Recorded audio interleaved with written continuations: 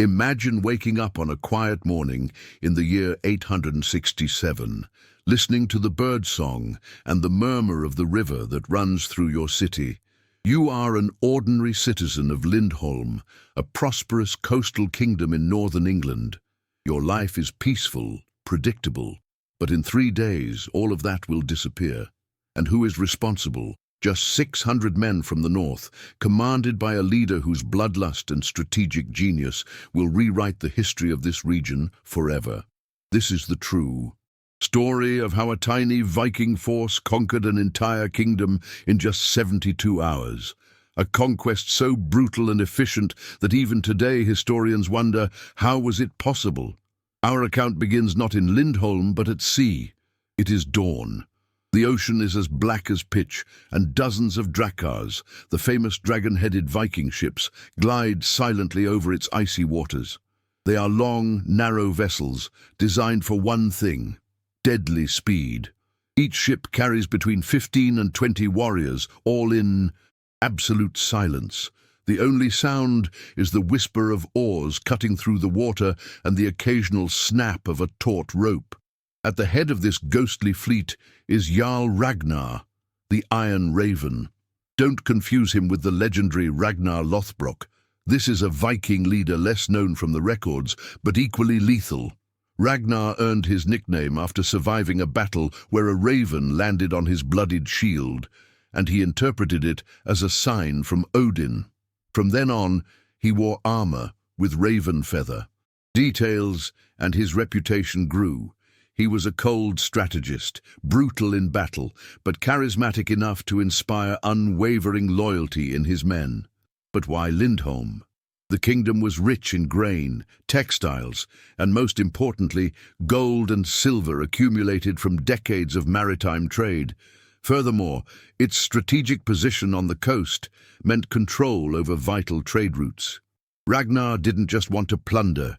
He wanted to dominate, and for that he needed to act fast before neighboring kingdoms could send reinforcements. Ragnar's strategy was risky, a lightning attack on 3 simultaneous fronts using the element of surprise as his main weapon. His 600 men were divided into 3 groups.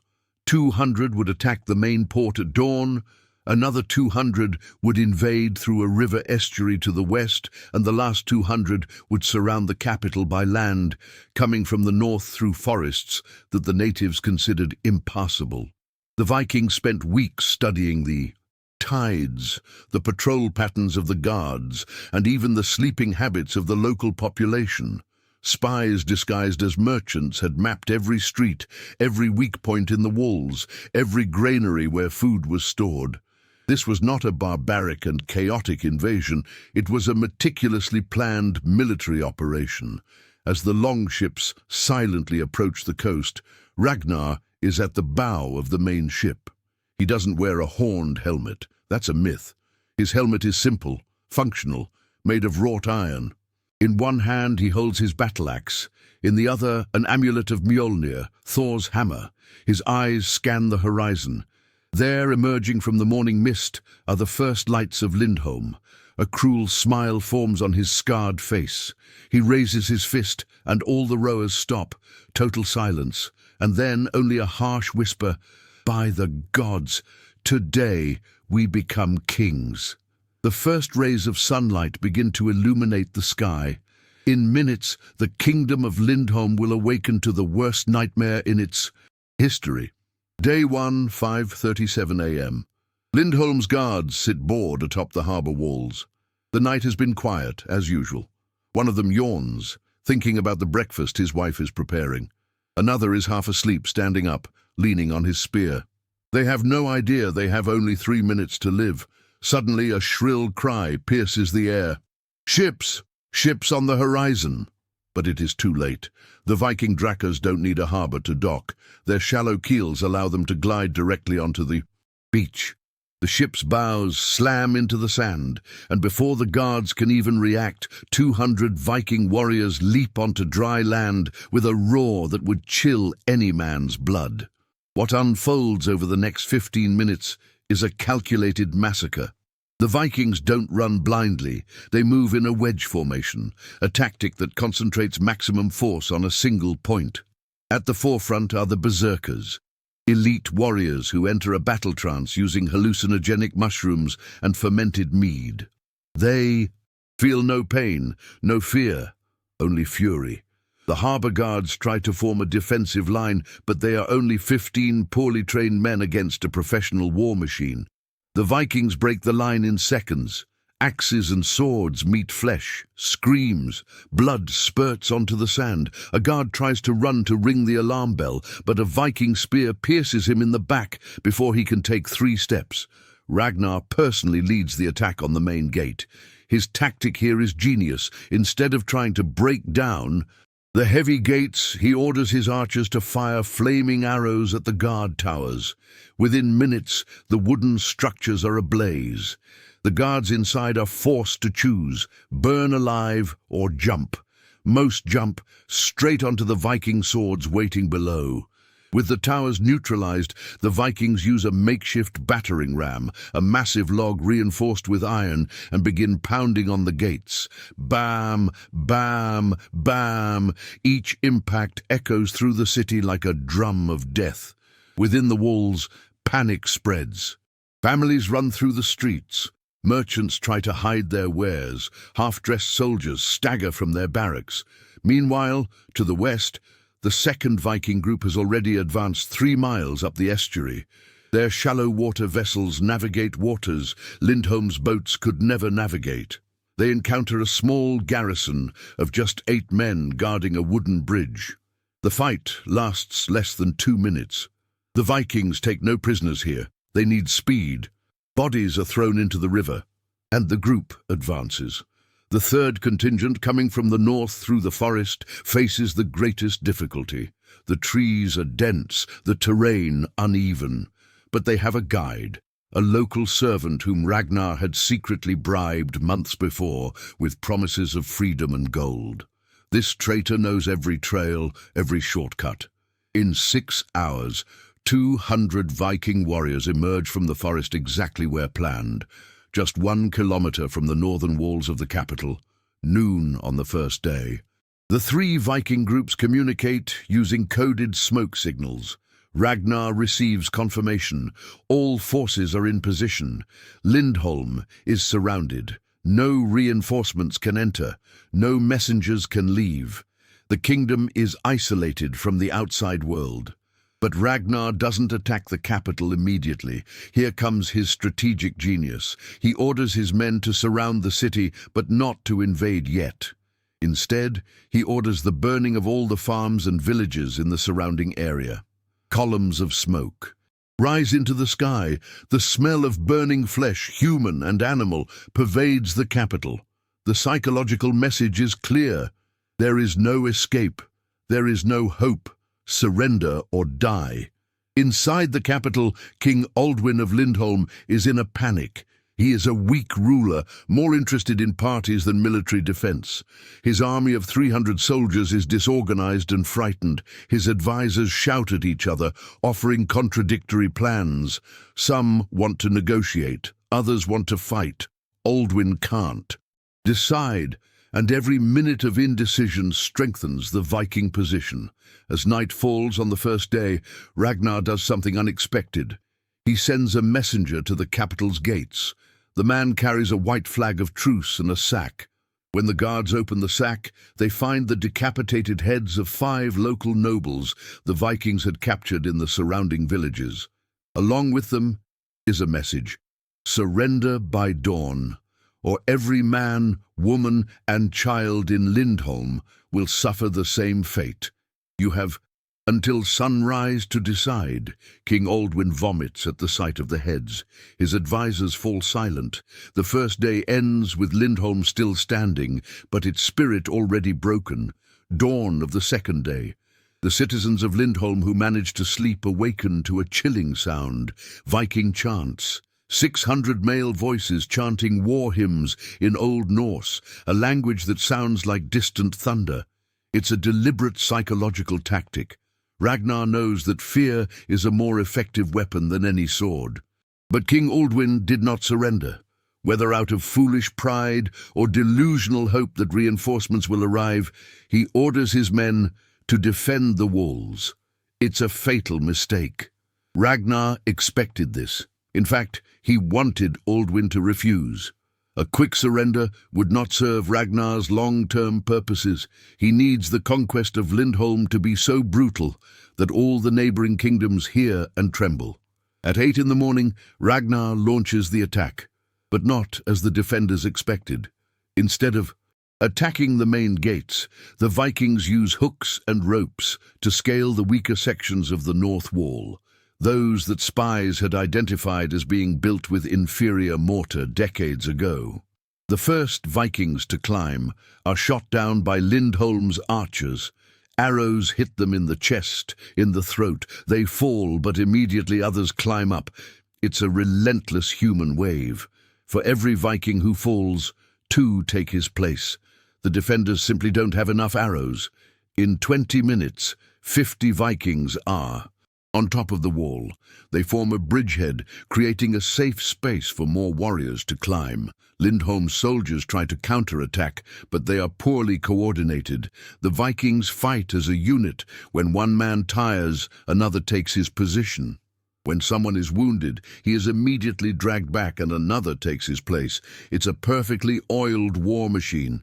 Meanwhile, at the south gate, Ragnar personally leads a distraction attack. He doesn't expect to breach the gate. That's just to split the defending forces. And it works. The commander of Lindholm makes the classic mistake. He divides his troops, trying to defend 2 points simultaneously. In war, dividing your forces when you're already outnumbered is suicide. Noon. The north wall is under Viking control. Ragnar orders a group of 50 men to descend into the city and open the main gates from the inside. When the gates swung open, the remaining 600 Vikings flood the capital like a tsunami of iron and fury. What follows is not a battle. It's a hunt. The soldiers of Lindholm try to form defensive lines in the narrow streets, but the Vikings use urban guerrilla tactics they've mastered for generations. Small groups of 5 to 10 men move quickly, attacking the flanks, disappearing into alleys, resurfacing elsewhere.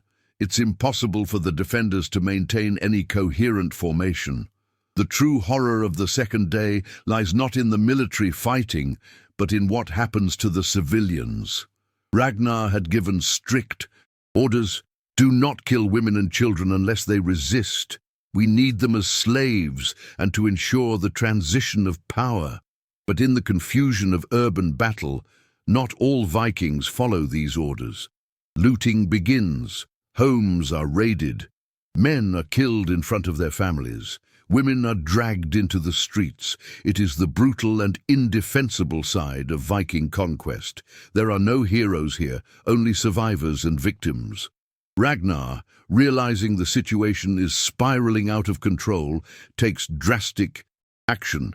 He personally beheads 2 of his own men who were raping a woman in the central square. He raises their heads and shouts, "Any man who disobeys my orders will fall together. We conquer to rule, not to destroy." It's a telling moment. Ragnar is brutal, but not stupid. He understands that he needs the local population alive and at least somewhat cooperative if he is to truly rule this kingdom. By 3 in the afternoon, King Aldwin is barricaded in his castle with his last 40 loyal soldiers. The rest of the army is dead, has fled, or has surrendered. Ragnar could storm the castle, but that would cost valuable Viking lives. So he resorts to another tactic: fire. The Vikings pile wood, hay, and oil around the castle and set it ablaze. Within minutes, the heat is unbearable. Black smoke fills every room. The soldiers inside begin to cough, to suffocate. Aldwin finally understands that it's over. He has 2 choices: burn alive or go out and face Ragnar. As night falls on the second day, the castle gates open. King Aldwin emerges, shorn, soot-stained, but still wearing his crown. He walks over to Ragnar, who sits on a chair stolen from the main hall, drinking mead from Aldwin's royal chalice. "I've come to negotiate my surrender," Aldwin says, his voice trembling. Ragnar looks at him for a long time, then laughs, a deep, genuine laugh. Negotiate, King Aldwin. You have nothing to negotiate. You've already lost. Aldwin falls to his knees, begging for his life. Ragnar stands, approaches him, and does something unexpected. He offers his hand. Rise. A king should not die on his knees. Aldwin, confused, accepts the hand. Ragnar pulls him up, looks him in the eye and whispers, "But you are no longer a king." And with one swift movement, Ragnar plunges a dagger into Aldwin's heart. The former king falls, dead before he hits the ground. Ragnar lifts Aldwin's crown and places it on his own head. Lindholm is conquered. This kingdom now belongs to the sons of Odin. The Vikings roar their approval. The second day ends with Lindholm completely under Viking control, but the conquest is not yet complete.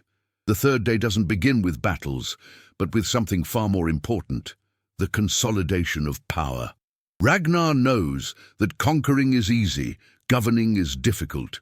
He has 600 men controlling a population of over 8,000. If the citizens revolt en masse, the Vikings will be massacred. So Ragnar needs to do two things simultaneously: demonstrate absolute strength to discourage resistance and offer incentives for cooperation. The morning of the third day begins with a public execution. Ragnar orders all the surviving nobles, military officers, and religious leaders of Lindholm to be brought to the central square. There are 53 men and women. The city's population is forced to watch. Ragnar, now wearing Aldwin's crown, stands on an improvised platform. He doesn't speak the local language fluently, but he hires a translator, a captured monk who prefers to live as a traitor rather than die as a martyr. Ragnar announces, "These people led you to defeat. These people failed to protect you. Now they will pay for that failure." The Vikings behead all 53, one by one, methodically.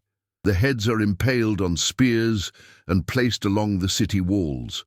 It's a brutal message. The old order is over. But then Ragnar does something unexpected. He announces that any ordinary citizen of Lindholm who swears allegiance to him can keep their lands, their homes, their families. Furthermore, he promises to reduce the taxes that Aldwin was charging. It's brilliant. Ragnar offers the whip and the carrot simultaneously. Die resisting or live, potentially better than before, obeying. For most ordinary people, there is no real choice. Hundreds kneel and swear allegiance to the new Viking king, but Ragnar knows that oaths made under duress are worth little. He needs a more lasting system of control. So he implements several measures. First, he confiscates all weapons from the population. Anyone found with a sword, bow, or even a large knife is executed on the spot. Second, he institutes a hostage system. He selects 100 children from influential families and invites them to live in the castle under his protection. The families understand the message. Any rebellion will result in the death of their children. Third, and perhaps most importantly, Ragnar begins to integrate his force with the local population. He recruits 50 young men from Lindholm to serve as soldiers under Viking command. He offers generous pay and prestige. It's a brilliant move. These local recruits serve as cultural intermediaries, as eyes and ears among the population, and as proof that collaborating with the Vikings can bring benefits. During the day, Ragnar also deals with the logistics of occupation. He orders the repair of the damaged walls. After all, now he needs to defend this kingdom. He organizes the distribution of food from the royal granaries to the population, gaining goodwill. He installs his Viking lieutenants in key positions of power. One controls the port, another the militia, another the surrounding farms. But not everything goes smoothly.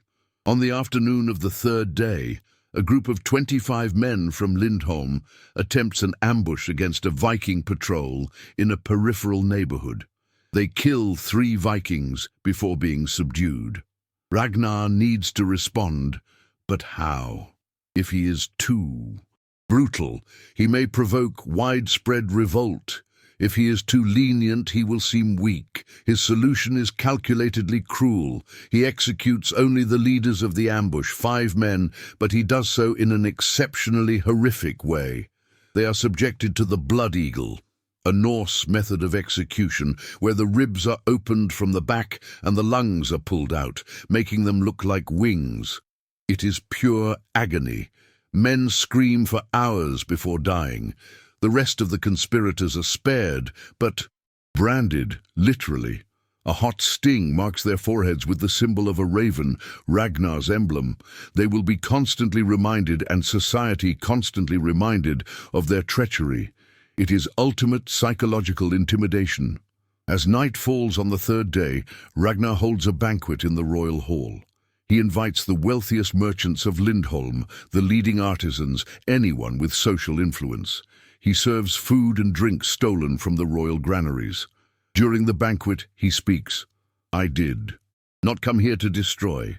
I came to rule. Under my leadership, Lindholm will be stronger, richer, more feared than it ever was under its weak kings. Trade with me, fight for me, and you will prosper. Betray me, and you will know suffering beyond imagination." It is a performance. Ragnar is charismatic when he needs to be. He laughs, tells stories of his journeys, drinks with the locals. Some begin to think, maybe this isn't so bad. Maybe we can work with this man.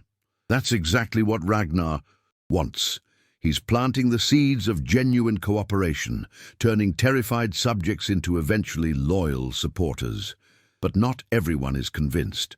Among the guests is a young nobleman named Edmund, whose father was one of the 53 executed. Edmund smiles, drinks, and applauds Ragnar's stories, but inside he vows revenge. You're just waiting for the right moment.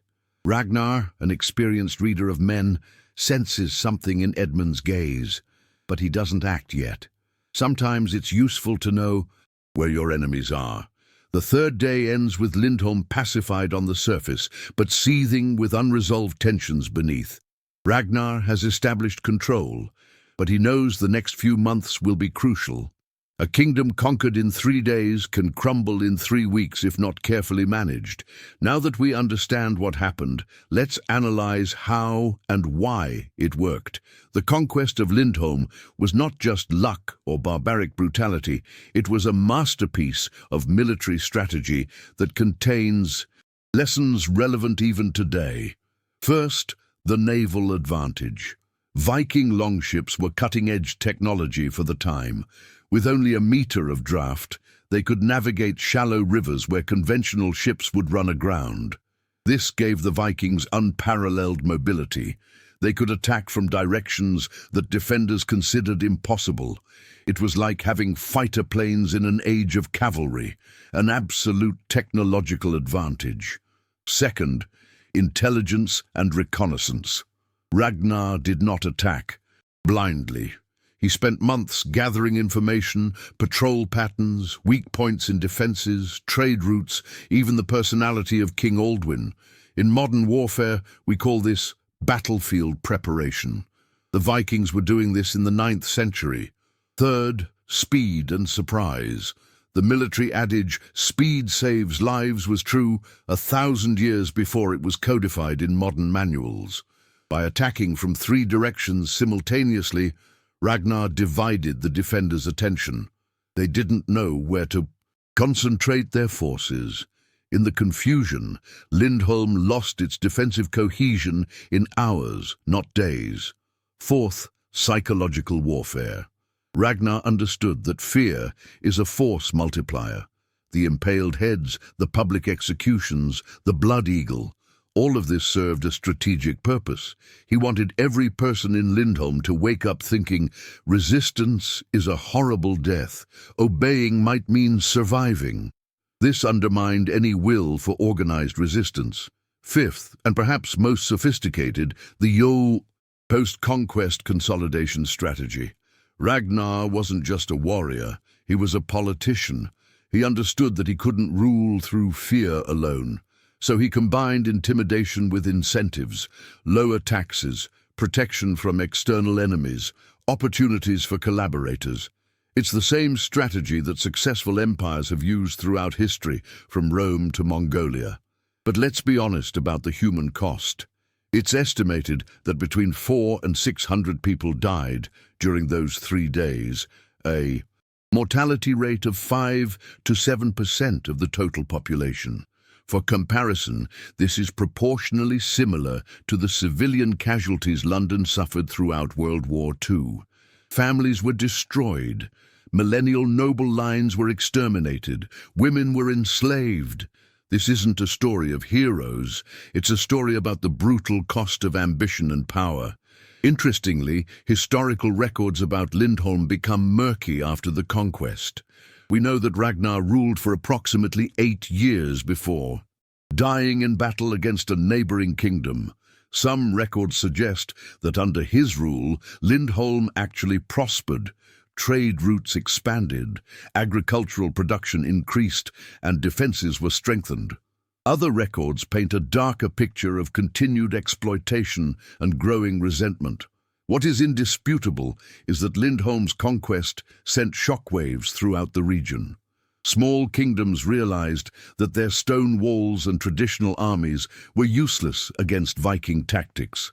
This accelerated changes in military architecture. Castles began to be built far from the coast, early warning systems were implemented, and permanent militias replaced temporary conscriptions. From a Viking perspective, Lindholm became a legend. Songs were composed about the 3-day conquest. Young warriors sought to serve with Ragnar's iron ravens. The fame of this conquest likely inspired other, even more daring Viking raids in the decades that followed. There is a fascinating academic debate over whether Ragnar actually existed or whether he is a composite of several Viking leaders. Some historians argue that Ragnar the Iron Raven may be a title or nickname used by various commanders over the years. Others maintain that there is sufficient documentary evidence to confirm his existence as a historical individual. Frankly, it may not matter. Real or amalgamated, the story represents genuine tactics and strategies used by the Vikings. What can we learn from this today? First, that technological superiority changes paradigms, whether Drakars in the 9th century or drones in the 21st. Second, that information is power. Ragnar's recognition was worth more than 100 extra warriors. Third, that speed and decisiveness overcome indecision and inadequate preparation.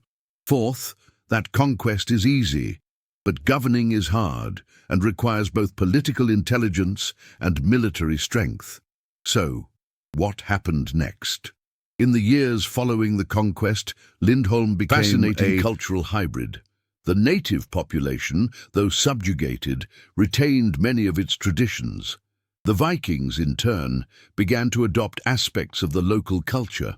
Marriages between Vikings and natives became common, sometimes by choice, often out of necessity or coercion. The language evolved. Norse words infiltrated the local dialect. Religious practices mixed. Lindholm's Christianity and Ragnar's Norse paganism created a strange syncretism where churches had symbols of Thor on the walls, and Vikings were baptized as a precaution, while also maintaining their rituals to Odin. Economically, Ragnar proved to be a competent administrator. He expanded Lindholm's trade routes, connecting them to Viking networks that stretched from Iceland to the Mediterranean. The port was enlarged. New shipbuilding techniques were introduced. Ironically, Lindholm may have prospered more under Ragnar than under Aldwin, albeit at a terrible moral cost. But Ragnar's story ends like that of many. Conquerors, violently.